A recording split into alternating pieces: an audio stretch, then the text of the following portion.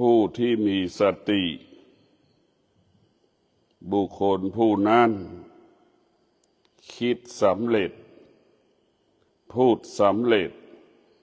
กระทำการใดๆสำเร็จผู้ที่มีสติพูดล้วนเป็นความจริง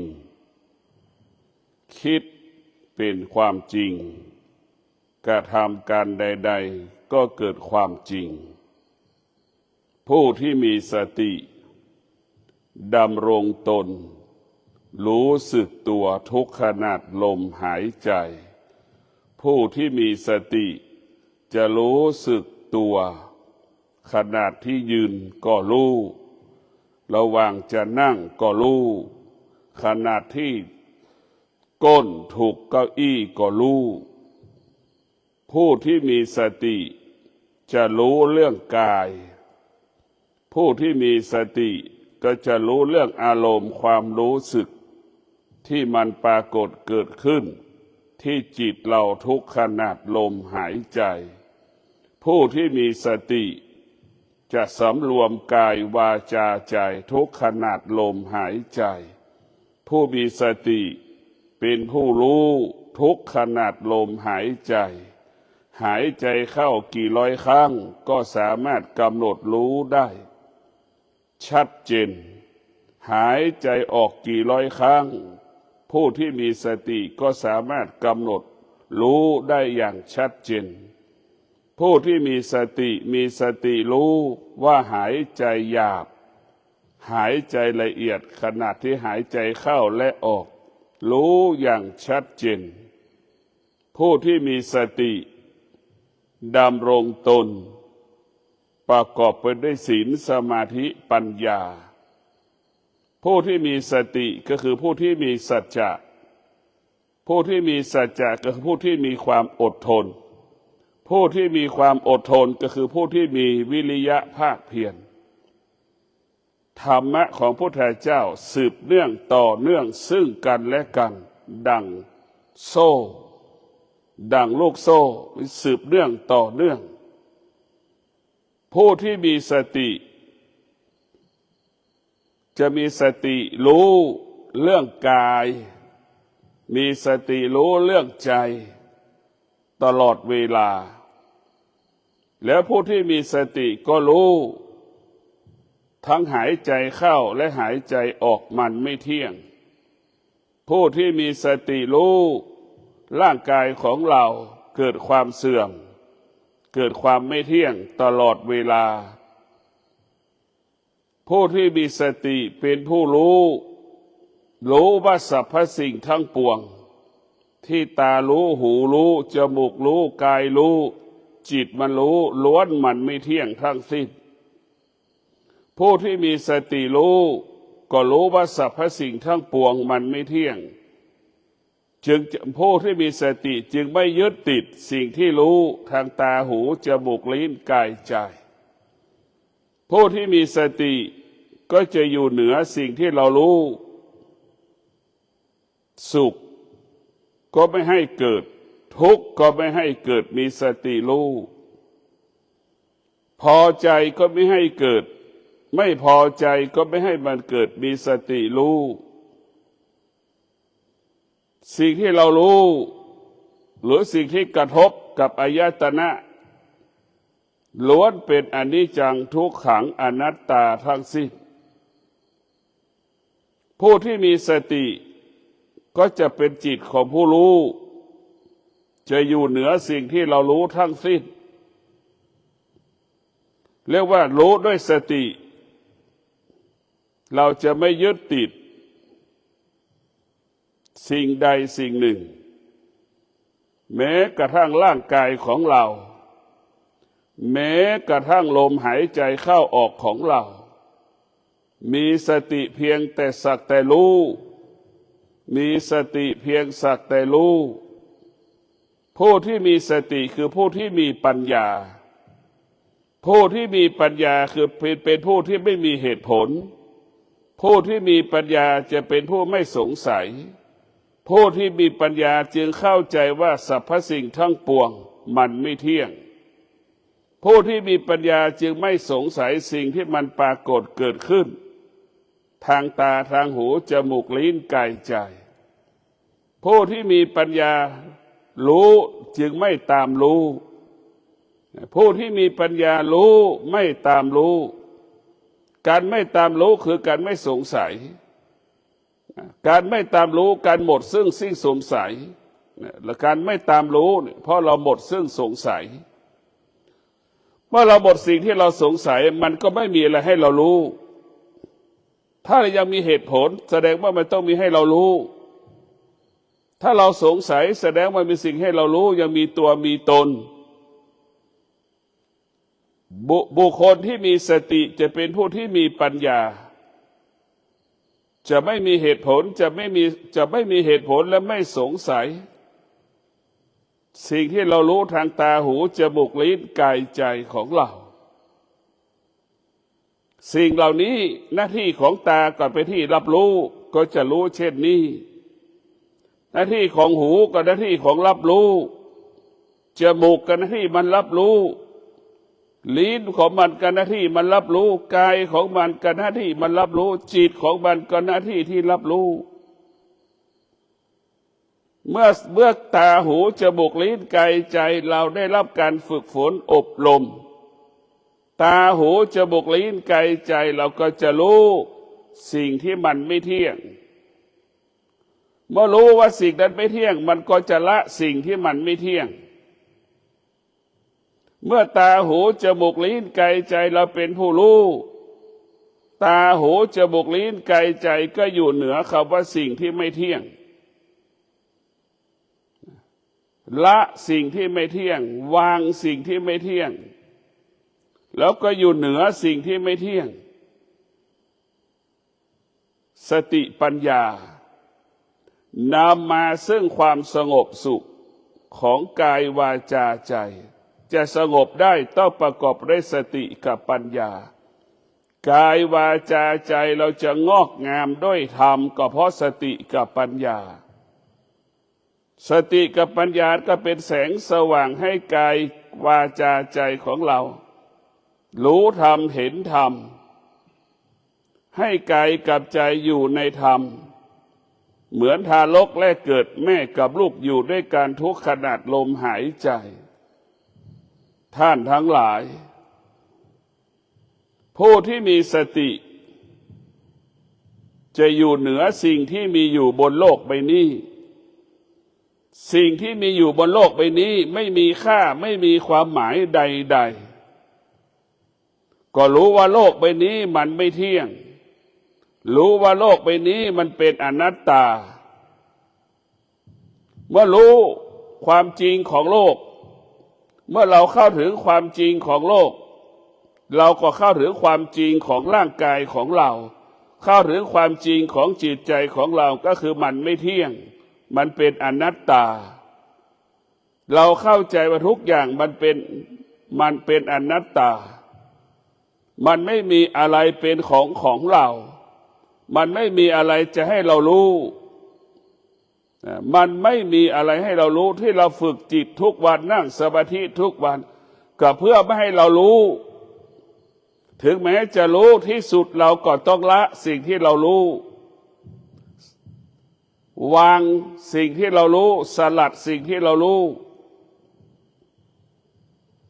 เพราะฉะนั้นพวกเราทั้งหลายผู้ที่มีสติ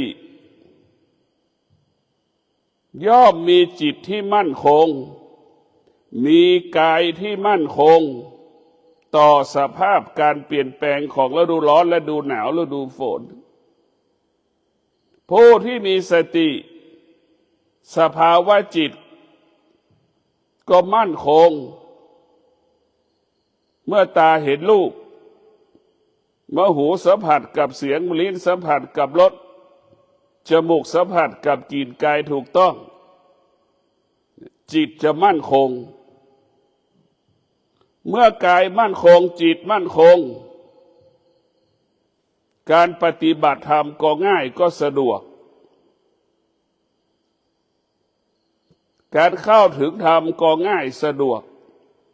การจะได้บรรลุมรรคผลก็ง่ายสะดวกเพราะฉะนั้นพวกเราทั้งหลายเรารู้เพื่อไม่ให้รู้จดจำไว้ว่ารู้เพื่อไม่ให้มันรู้คนส่วนมากของโลกคนส่วนมากของโลกรู้100 ครั้งก็ไปยึดติด100 ครั้งรู้แล้วเข้าไปยึดติดสิ่งที่เรารู้ของเราคือรู้ด้วยอวิชชาเมื่อรู้ด้วยอวิชชาจะไปยึดติดทั้งหมดทั้งสิ้นตาเห็นรูปก็ยึดติดในรูปหูสัมผัสกับเสียงก็ไปยึดติดในเสียงจมูกสัมผัสกับกลิ่นก็ไปยึดติดในกลิ่นลิ้นสัมผัสกับรสชาติอาหารน้ำผลไม้ต่างๆก็เข้าไปยึดติดรู้แล้วเข้าไปยึดติดรู้ด้วยอวิชชาจึงนำพาชีวิตเราไปสู่คำว่าวิบัติดังหนูติดกาวอวิชชาเปรียบเสมือนกาวจิตเราเปรียบเสมือนหนูติดกาวมันจะพาเราไปติดตรงนั้นหมดเพราะฉะนั้นพวกเราทั้งหลายรู้ด้วยธรรมคือรู้ด้วยสติปัญญาเหมือนหนูไม่ติดกาวมีความเป็นอิสระคล่องแคล่วว่องไวเหมือนหนูไม่ติดกาวกับหนูติดกาวแตกต่างกันรู้ด้วยสติปัญญารู้ด้วยวิชากายเป็นอิสระจิตเป็นอิสระกายมั่นคงจิตมั่นคงนี่แหละคือธรรมะพวกเราทั้งหลายผู้ที่มีสติจะเป็นผู้ที่สะสมบุญบารมีผู้ที่ขาดสติก็จะสะสมสิ่งที่เป็นบาปสิ่งที่เป็นกรรมก็คือล่วงละเมิดศีลใช้แต่ความคิดไม่เคยคิดแสวงหาสมาธิผู้ที่มีสติจะแสวงหาความคิดแสวงหาสมาธิแสวงหาปัญญาเจริญด้วยจิตศีลสมาธิปัญญาจิตเจริญด้วยศีลสมาธิปัญญาเพราะฉะนั้นพวกเราทั้งหลายผู้ที่มีสติก็จะแสวงหาศีลสมาธิปัญญาก็คือความสงบแสวงหาศีลสมาธิปัญญาก็แสวงหาวิมุตติคือความสงบให้เราหลุดพ้นผู้ที่ขาดสติก็แสวงหาปัจจัยสี่ยึดมั่นในปัจจัยสี่ให้ความสำคัญเรื่องปัจจัยสี่เหนือกว่าธรรมะคำสอนของพระพุทธเจ้าเพราะฉะนั้นพวกเราทั้งหลายเมื่อเรามีสติเรามีความพร้อมที่จะต่อสู้กับความโลภความโกรธความหลงมีความพร้อมที่จะหยุดยั้งยับยั้งความอยากสารพัดความอยากที่มาทางตาทางหูจมูกลิ้นกายใจเรามีสติเรามีความพร้อมที่จะปรับปรุงเปลี่ยนแปลงแก้ไขให้เท่าทันสิ่งต่างๆที่กระทบตาหูจมูกลิ้นกายใจของเราผู้ที่มีสติเป็นผู้ที่มีความพร้อมต้อนรับพระธรรม84,000 พระธรรมขันธ์เอาไว้ในกายไว้ในจิตผู้ที่มีสติต้อนรับแต่พระธรรมทุกขณะลมหายใจต้อนรับพระธรรมทุกขณะลมหายใจผู้ที่มีสติคิดพูดและกระทำสำลิดผลผู้ที่มีสติยามใดที่เราไปพูดเจรจาสื่อสาร กับบุคคลใดๆบุคคลผู้นั้นเมตตาเราเกื้อกูลเราสงสารเราสติก็คือความจริงให้เรารู้เรื่องความจริงสื่อสารความจริงทุกคนก็ต้องการรับรู้เรื่องความจริงเพราะฉะนั้นพวกเราทั้งหลายเมื่อเรามีสตินี่เราจะพูดเรื่องความจริงจะทำให้คนทุกคนยอมรับทำให้คนทุกคนมีความสุขทำให้คนทุกคนพัฒนาชีวิตตัวเองได้สติเป็นสิ่งที่ล้ำค่าเป็นสิ่งที่มีค่าของผู้ปฏิบัติธรรมเรียกว่าสติเปรียบเสมือนพระพุทธเจ้าจิตเราเปรียบเสมือนผู้ฟังธรรมพระพุทธเจ้าสติจึงเป็นผู้ที่ฝึกฝนจิตสติจึงเป็นผู้กำหนดจิตสติจึงเป็นผู้ควบคุมจิตเมื่อจิตของเราประกอบไปด้วยสติจิตของเราจึงเป็นจิตผู้รู้เมื่อจิตเป็นผู้รู้จิตนั้นก็สงบไม่หวั่นไหวเมื่อจิตสงบจิตก็มั่นคงจิตก็ปลอดภัยเมื่อจิตมั่นคงจิตปลอดภัยจิตก็เบิกบานผ่องใสเมื่อจิตเบิกบานผ่องใสจิตนั้นก็หลุดพ้นจากการเป็นมนุษย์ทั้งสิ้นหลุดพ้นจากการเป็นมนุษย์จนถึงที่สุดจิตนั้นก็อยู่เหนือจิตมนุษย์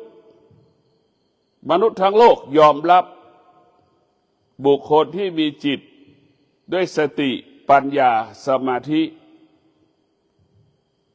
พวกเราทั้งหลายมีสติรู้บาปกรรมไม่เกิด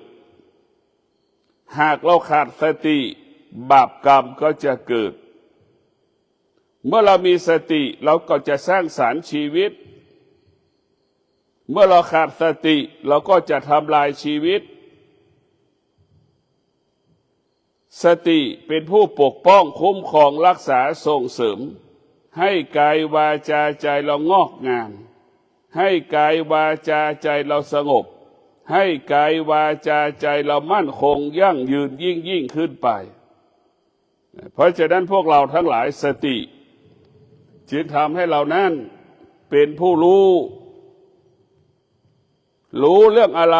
รู้สิ่งที่มันเป็นอนิจจังทุกขังอนัตตาเมื่อเรารู้สิ่งที่เป็นอนิจจังทุกขังอนัตตาเมื่อจิตเป็นผู้รู้จิตก็จะเป็นผู้รู้อะไรรู้เรื่องธรรมซึ่งอยู่เหนือธรรมชาติอนิจจังทุกขังอนัตตานั้นมันเป็นธรรมชาติธรรมะเป็นผู้อยู่เหนือธรรมชาติธรรมะก็คือสติปัญญาร่างกายของเราเปรียบเสมือนธรรมชาติจิตของเราเปรียบเสมือนธรรมะร่างกายของเราเปรียบเสมือนธรรมชาติมันเปลี่ยนแปลงจิตของเราเปรียบเสมือนธรรมะเมื่อรู้ว่าร่างกายมันเจ็บจิตก็รู้ว่าร่างกายมันไม่เที่ยงให้รู้แบบนี้เรารู้ว่าร่างกายของเราจะลุกก็โอยนั่งก็โอยมันไม่เที่ยงให้เรารู้เช่นนี้รู้อาการของกายว่ามันไม่เที่ยงลุกก็ยากนั่งก็ยากนั่นแหละคือร่างกายมันไม่เที่ยงจะนอนก็เจ็บหลังเจ็บเอวนั่นคือร่างกายมันไม่เที่ยงเราเข้าใจสิ่งเหล่านี้ว่ามันไม่เที่ยงยามที่เรานอนก็เกิดอาการร่างกายยามที่เรานั่งร่างกายก็ออกอาการยามที่เราจะทำงานจะก้มเก็บของก็ร่างกายก็ออกอาการขึ้นกับชีวิตของเรา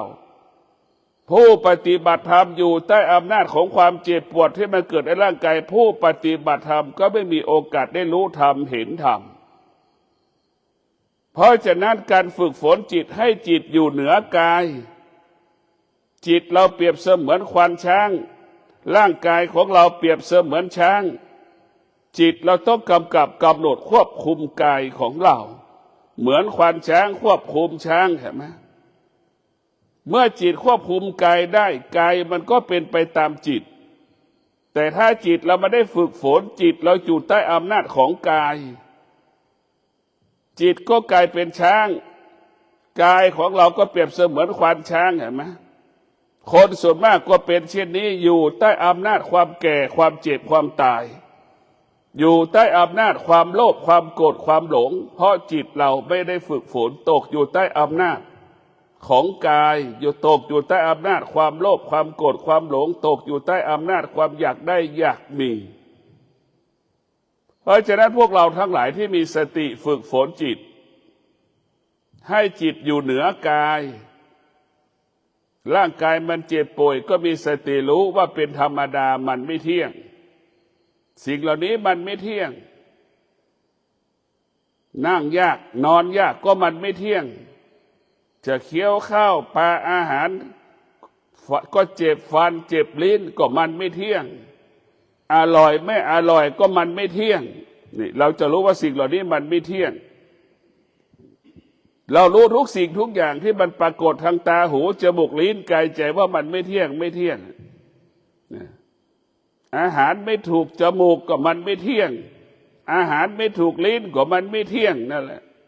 เราเข้าใจอย่างนี้ว่ามันไม่เที่ยงเมื่อมันไม่เที่ยงรู้แล้วเราจะไม่ยึดติดเมื่อเราไม่ยึดติดเราก็ละเราก็วางได้กายและใจแล้วก็เป็นอิสระดังนกบินกลางอากาศแล้วเป็นอิสระแบบนั้นพวกเราต้องมีสติอบรมจิตใจของเราฝึกฝนจิตใจของเราสติเป็นสิ่งจำเป็นเป็นสิ่งสำคัญเพราะสติเปรียบเสมือนพระพุทธเจ้าคอยเตือนเราสติเปรียบเสมือนแม่ให้เราเข้าใจแบบนี้สติคือแม่จิตคือลูกสติคือแม่จิตคือลูกเราจะเห็นได้ลูกเห็นไหมลูกคือผู้ไม่รู้แม่ก็บอกทุกวันสอนทุกวันอบรมทุกวันเห็นไหมนั่นแหละสติคือแม่จิตคือลูกจิตนั้นจะเป็นผู้รู้จะต้องฝึกฝนเหมือนแม่ฝึกฝนลูกก็ปฏิบัติตามนะจิตลูกก็จะเป็นจิตผู้รู้สติคือแม่จิตคือลูกส่วนมากจะเป็นผู้ไม่รู้มีข้ออ้างมีข้อแก้ตัวให้กับแม่ตนเอง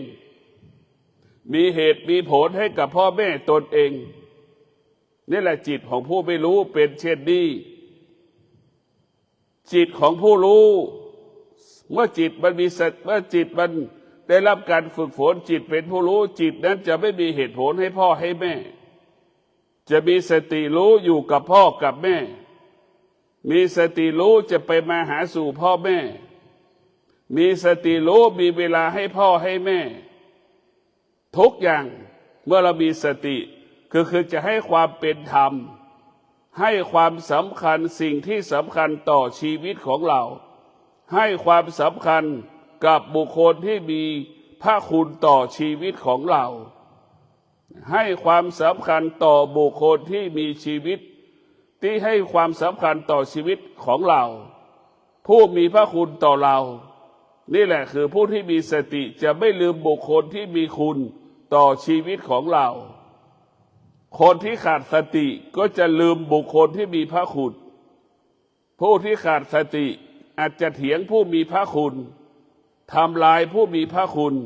ในผู้ที่ขาดสติเผลอๆก็ไปนั่งฟ้องผู้มีพระคุณอีกเพราะฉะนั้นพวกเราทั้งหลายธรรมะนี่แหละเป็นหลักของชีวิตธรรมะนี่แหละเป็นหลักชัยของชีวิตเมื่อจิตเรายึดธรรมะจิตเราก็มั่นคงกายยึดธรรมะกายก็มั่นคงเหมือนบ้านมีประตูหน้าต่างไม่มีใครมาทำลายชีวิตเราได้ยามที่เรานอนหลับยามที่เราอยู่บ้านปิดประตูหน้าต่างเพราะฉะนั้นหากเราไม่มีธรรมะก็เปรียบเสมือนบ้านที่ไม่มีประตูหน้าต่างไม่มีรั้วบ้าน จะมีบุคคลต่างๆที่จะมาทำลายชีวิตทรัพย์สมบัติของเราได้โดยง่ายมีความเสี่ยงสูงที่เราจะถูกคนทำลายชีวิตเราถ้าเราไม่มีธรรมะเมื่อเราไม่มีธรรมะคือเหมือนบ้านไม่มีหน้าต่างประตูเหมือนบ้านไม่มีรั้วบ้านนั่นแหละเพราะฉะนั้นพวกเราทั้งหลายธรรมะเกิดคำว่ามั่นคงแก่ผู้ที่ปฏิบัติตนตามหลักธรรมคำสอนของพระพุทธเจ้าสิ่งที่เราต้องการทุกวันนี้ก็คือความมั่นคงความมั่นคงนั้นเป็นภาษาของคำพูดความมั่นคงนั้นประกอบไปด้วยศีลทั้ง5 ข้อเมื่อเราต้องการความมั่นคงเราไม่ต้องเบียดเบียนชีวิตบุคคลอื่นเราไม่ต้องไปเบียดเบียนทรัพย์สมบัติของบุคคลอื่นครอบครัวของบุคคลอื่นเราไม่ต้องไปใส่ร้ายป้ายสีให้กับบุคคลอื่น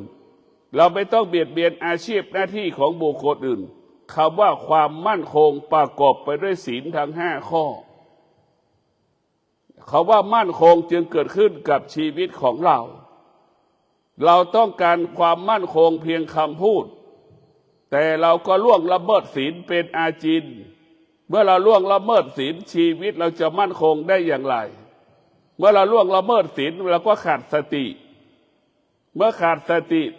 มันก็คิดผิดพลาดพูดผิดพลาดกระทำการใดๆก็ผิดพลาดเกิดแต่ความเสื่อมเสียอยู่ตลอดเวลาอันนี้แหละคือธรรมะของพระพุทธเจ้าจะให้เราเห็นสิ่งที่มันหงายจะเห็นสิ่งที่มันคว่ำแล้วเราก็เลือกเอาระหว่างที่มันหงายมันคว่ำอันใดที่มันเป็นผู้สร้างสรรค์ชีวิตอันใดที่มันทำลายชีวิตเราก็จะได้รู้พวกเราต้องมีสติพิจารณาธรรมะที่แท้จริงเกิดที่กายของเราให้เราเข้าใจเช่นนี้ธรรมะที่แท้จริงเกิดจากกาย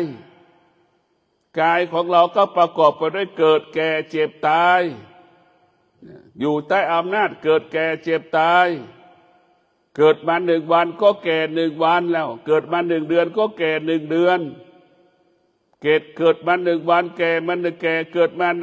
1 เดือนก็แก่1 เดือนแล้วความเจ็บก็อยู่ในความเจ็บมันก็ซ่อนอยู่ในความแก่มันซ่อนอยู่ซ้อนกันอยู่เพราะฉะนั้นพวกเราทั้งหลายทุกสิ่งทุกอย่างสืบเนื่องต่อเนื่อง